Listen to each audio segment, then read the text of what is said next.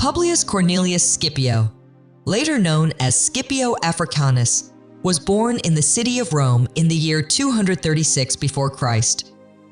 He came from one of the most powerful families of the Roman Republic, the Cornelius Scipio family. His father, also named Publius Cornelius Scipio, was an important political and military leader. His mother, Pomponia, belonged to a well-respected Roman family known as the Pomponius family. The Cornelius Scipio family had deep roots in Rome's history. They were part of the patrician class, which meant they were descendants of Rome's earliest ruling families. Many of Scipio's ancestors had served as consuls, the highest leaders of the Roman government, and had led Rome in wars. His mother's family, though originally from the common people, had also become powerful over time.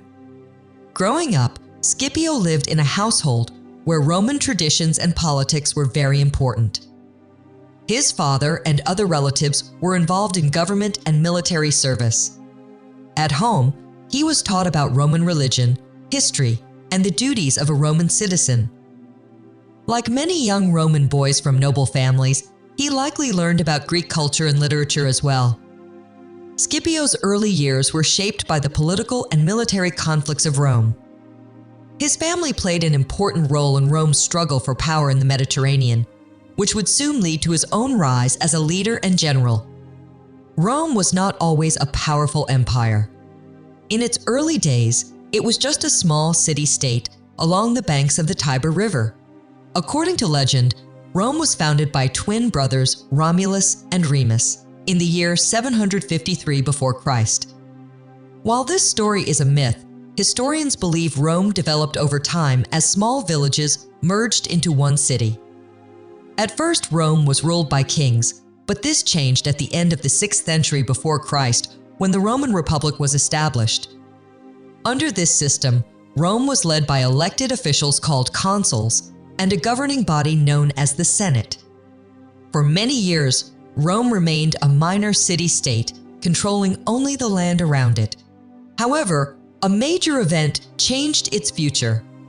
In the year 390 before Christ, a group of Celtic warriors attacked and burned Rome. This shocking event made the Romans determined to strengthen their military. Over the next century, Rome expanded by fighting wars against neighboring groups. They fought against the Latins, the Samnites, and the Etruscans, gaining control over central Italy. By the year 290 before Christ, Rome had conquered most of the Italian peninsula. But Rome's growth also brought it into conflict with powerful rivals. One of these rivals was King Pyrrhus of Epirus, who came from what is now Greece and Albania. He fought against Rome between the years 280 and 275 before Christ. Although he won some battles, he lost so many soldiers that his victories became known as Pyrrhic victories, meaning a victory that comes at too great a cost. Rome's biggest challenge, however, was still to come a long and bitter rivalry with the city of Carthage. As Rome expanded across the Italian peninsula, it faced a powerful rival in the Mediterranean, Carthage. Carthage was a wealthy city located in North Africa, in what is now Tunisia. It was originally founded as a colony by the Phoenicians many centuries earlier. By the time Rome had grown into a strong republic, Carthage had become a major naval and trading power, controlling large territories in North Africa, Spain, Sicily, Sardinia, and Corsica. The competition between Rome and Carthage led to the First Punic War, which began in the year 264 before Christ. The war lasted for 23 years and was fought mostly over control of the island of Sicily. At the start, Rome had a powerful army, while Carthage had the strongest navy in the Mediterranean. Since Rome lacked experience in naval battles, it had to build a fleet from scratch and learn how to fight at sea. After many battles and heavy losses on both sides, Rome eventually defeated Carthage in the year 241 before Christ. As part of the peace agreement, Carthage had to give up control of Sicily and later lost Sardinia and Corsica as well. Although Carthage suffered a major defeat, it was not completely destroyed. Instead, it began rebuilding its power, focusing on expansion in Spain. This decision would lead to another major war with Rome, the Second Punic War. Even though Carthage lost the First Punic War, it was determined to rebuild its strength. After giving up Sicily, Sardinia, and Corsica, Carthage focused on expanding its influence in Spain. This new strategy was led by a skilled general named Hamilcar Barca. He believed that by gaining control over Spain's rich resources, Carthage could rebuild its army and one day challenge Rome again. During the years after the war, Hamilcar led a series of military campaigns across Spain, securing important trade routes and valuable silver mines. His efforts laid the foundation for Carthage's resurgence. After Hamilcar's death in the year 228 before Christ, his son-in-law Hasdrubal took command and continued Carthage's expansion. He founded a new city called Carthago Nova, which means New Carthage, in what is now Cartagena, Spain. This city became the center of Carthaginian power in the region. In the year 226 before Christ, Rome and Carthage signed a treaty agreeing that the river Ebro in Spain would serve as the boundary between their territories. However, tensions grew as Rome allied with the city of Saguntum, which lay south of the river within Carthaginian territory. In the year 219 before Christ, Hamilcar's son, Hannibal, attacked and captured Saguntum. Rome saw this as an act of war and, in the following year, declared war on Carthage. This marked the beginning of the Second Punic War, one of the most famous conflicts in history. The war would see Hannibal embark on an incredible journey to attack Rome in a way no one expected. When the Second Punic War began in the year 218 before Christ, Publius Cornelius Scipio was still a young man. At around 19 years old, he was considered an adult by Roman standards, but he was too young to hold high military or political positions. However, he came from a powerful family, and his father, also named Publius Cornelius Scipio, was one of the Roman consuls leading the war effort. The war started when Hannibal, the Carthaginian general, made a daring move. Instead of fighting Rome in Spain or North Africa, he led his army on a dangerous march across the Alps and into Italy. This was an astonishing feat, as he had to cross high mountains with thousands of soldiers, horses, and even war elephants. Rome had not expected an attack from the north, and Hannibal's arrival in Italy caused great panic. Scipio was with his father when they led Roman forces to confront Hannibal's army in northern Italy. According to ancient accounts, during a battle near the river Ticinus, Scipio may have saved his father's life when he was injured in combat. This act of bravery gained him recognition as a promising young soldier. Over the next few years, Scipio continued to gain military experience as Rome struggled to stop Hannibal's invasion. He would soon play a greater role in the war, but first, Rome would face one of its worst defeats. Hannibal's invasion of Italy was one of the most daring military campaigns in history. After crossing the Alps with his army, he quickly won several battles against Rome. His strategy was based on speed, surprise, and clever tactics, allowing him to defeat larger Roman forces. The Roman army, confident in its strength, struggled to counter Hannibal's unpredictable moves. The most devastating defeat for Rome came at the Battle of Cannae in the year 216 before Christ. The Roman Senate, eager to crush Hannibal, sent a massive army of nearly 80,000 soldiers to face him. The Romans expected an easy victory because they outnumbered the Carthaginian forces. However, Hannibal had a brilliant plan. Instead of directly confronting the Romans, he used a tactic called the double envelopment. He placed his weaker troops in the center and his strongest soldiers on the sides.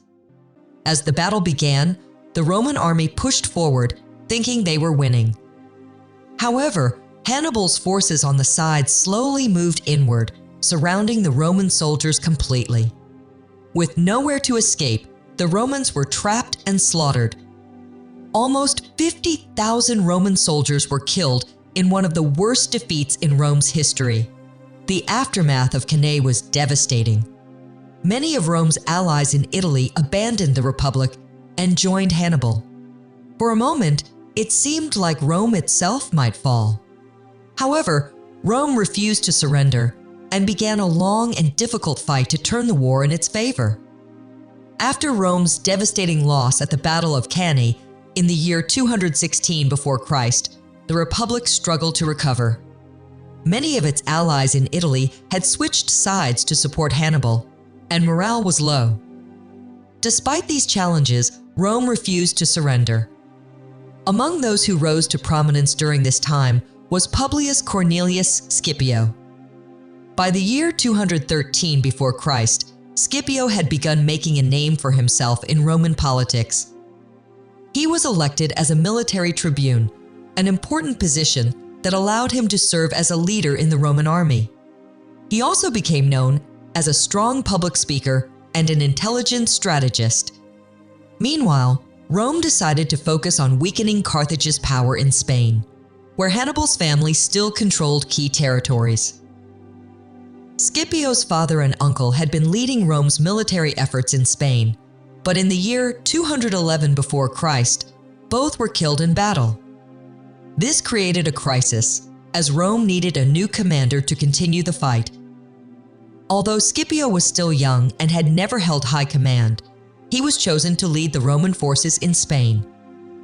This was an extraordinary decision because he was only about 25 years old, far younger than most Roman generals. Scipio's leadership in Spain would soon prove to be one of the turning points in the war, setting the stage for his greatest victories. When Publius Cornelius Scipio arrived in Spain in the year 210 before Christ, the Roman army was in a difficult position. After losing 2 commanders, morale was low, and Carthage still controlled much of the region. However, Scipio immediately began to change the course of the war through bold strategy and strong leadership. One of his first major victories came with the capture of New Carthage, a key Carthaginian stronghold on the eastern coast of Spain. In the year 209 before Christ, Scipio launched a surprise attack on the city, using clever tactics to outmaneuver the enemy. He sent part of his army across the shallow waters of the bay, attacking the city from an unexpected direction. The plan worked, and the city fell quickly.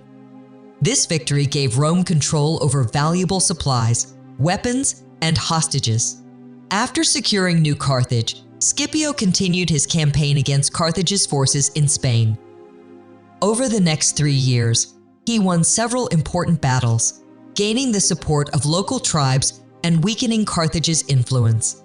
His final and most decisive victory came at the Battle of Ilipa in the year 206 before Christ. Using superior battlefield tactics, Scipio defeated a larger Carthaginian army, effectively ending their control over Spain. With Spain now under Roman rule, Scipio turned his attention to North Africa. He believed that attacking Carthage directly would force Hannibal to leave Italy and return home. To prepare for this, he formed an alliance with the Numidians, skilled cavalry fighters who would play a crucial role in the final battles of the war. After years of fighting in Italy, Hannibal was finally forced to return to North Africa when Rome sent an army to attack Carthage. Publius Cornelius Scipio led the Roman invasion, landing in North Africa in the year 204 before Christ. Over the next 2 years, he built alliances with local leaders, including Massinissa, the king of Numidia. The Numidians were expert horsemen, and their cavalry would play a crucial role in the final battle. In the year 202 before Christ, the 2 greatest generals of the war, Scipio and Hannibal, finally faced each other at the Battle of Zama. Hannibal's army was larger, and he had war elephants, but Scipio had superior tactics and discipline. When the battle began, Hannibal's elephants charged at the Roman lines, but Scipio had trained his soldiers to create gaps, allowing the elephants to run through harmlessly. The battle turned in Rome's favor when the Numidian cavalry attacked from the sides, cutting off Hannibal's retreat. the Carthaginian army collapsed, and Rome won a decisive victory. Carthage was forced to surrender and sign a peace treaty in the year 201 before Christ. The terms were harsh. Carthage had to give up its navy, pay a massive fine, and agree never to go to war without Rome's permission. The Second Punic War was over, and Scipio returned to Rome as a hero, earning the title Africanus for his victory. After his victory at the Battle of Zama in the year 202 before Christ, Publius Cornelius Scipio returned to Rome as a national hero. To celebrate his success, the Roman Senate granted him a grand triumph, a massive parade where victorious generals displayed their spoils of war. Thousands of Romans gathered to watch as Scipio and his soldiers marched through the city, carrying treasures taken from Carthage. Captured Carthaginian leaders and soldiers were displayed in chains, and great sacrifices were made to the gods in thanksgiving. In recognition of his achievements, Scipio was given the honorary title Africanus, symbolizing his triumph over Carthage in Africa. Few Romans had received such an honor, and his fame spread far beyond Rome. However, despite his military success, Scipio soon faced challenges in the world of politics. After the war, Scipio continued to serve in public office.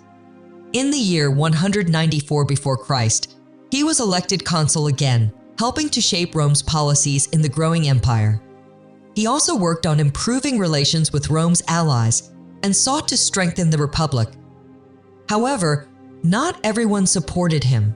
His political rivals, including the influential Cato the Elder, accused him of corruption and using his power for personal gain. Despite these challenges, Scipio remained one of the most respected figures in Rome. He had not only won a great war, but also helped lay the foundation for Rome's dominance in the Mediterranean. However, his later years would bring conflict as his enemies sought to bring him down.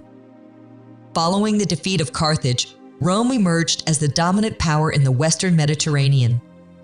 However, new challenges awaited in the East. The Greek world was divided into many kingdoms, including Macedon and the Seleucid Empire, both of which were powerful and ambitious. Rome, seeking to expand its influence, became involved in conflicts in the Eastern Mediterranean. In the year 192 before Christ, war broke out between Rome and the Seleucid Empire, ruled by King Antiochus III. The Seleucid king hoped to challenge Rome's growing power by supporting Greek states that opposed Roman influence. Publius Cornelius Scipio Africanus was called upon to assist in the campaign. His younger brother, Lucius Cornelius Scipio, was leading the Roman forces, but Scipio Africanus played an important role as an advisor. The decisive battle took place at Magnesia in the year 189 before Christ. The Roman army, although smaller than the Seleucid forces, was well-trained and disciplined. Using superior tactics, the Romans achieved a crushing victory. The Seleucids were forced to surrender large territories, pay a heavy fine, and withdraw from Asia Minor. This marked another major step in Rome's rise as a global power.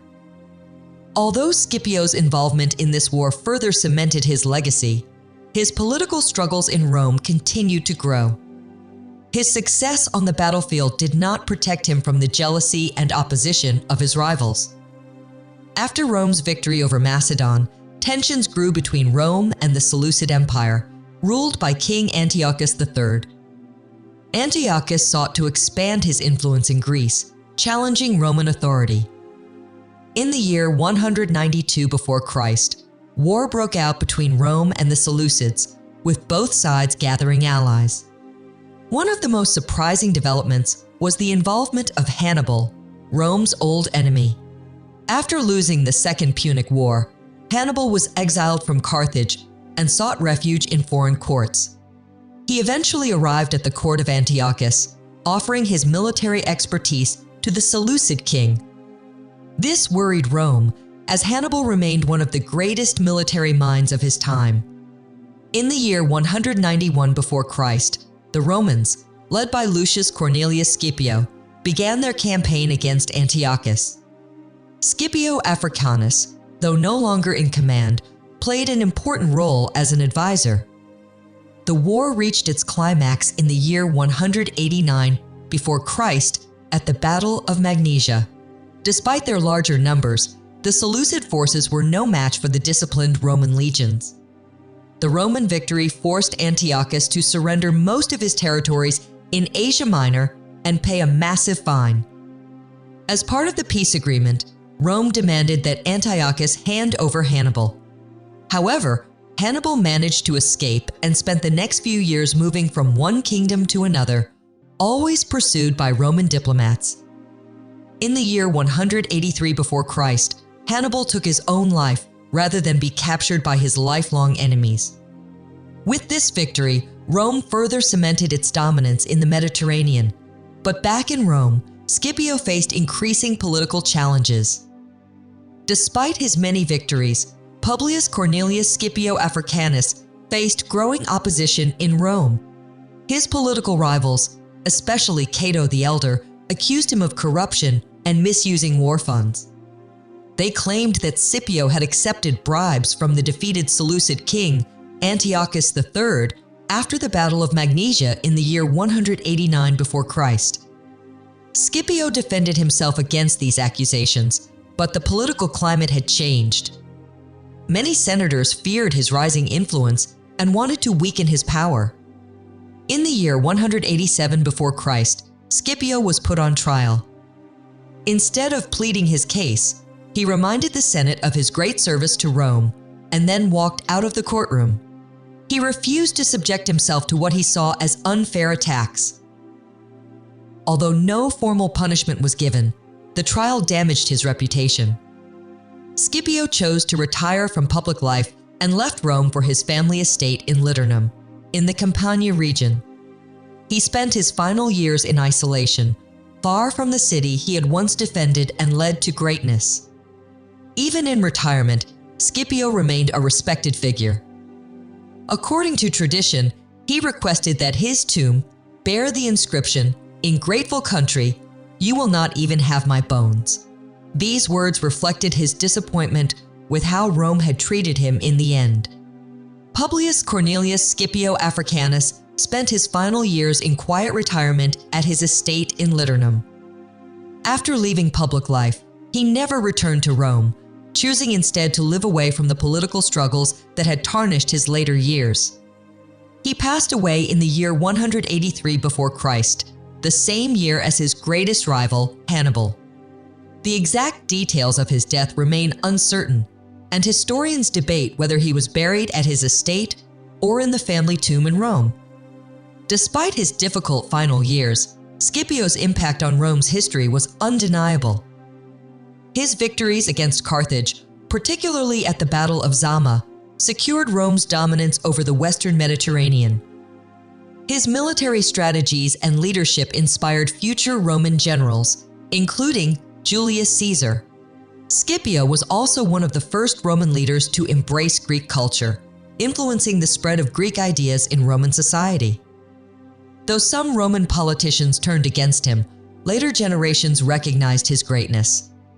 His name became legendary, symbolizing Rome's strength and resilience. His military and political achievements shaped the course of the Republic, helping Rome rise as a global power. What do you think of Scipio Africanus? Was he one of the greatest generals in history? Or was he overshadowed by Hannibal, despite ultimately defeating him? Let us know in the comments section. Don't forget to like, share, and subscribe for more historical content. Thank you very much for watching.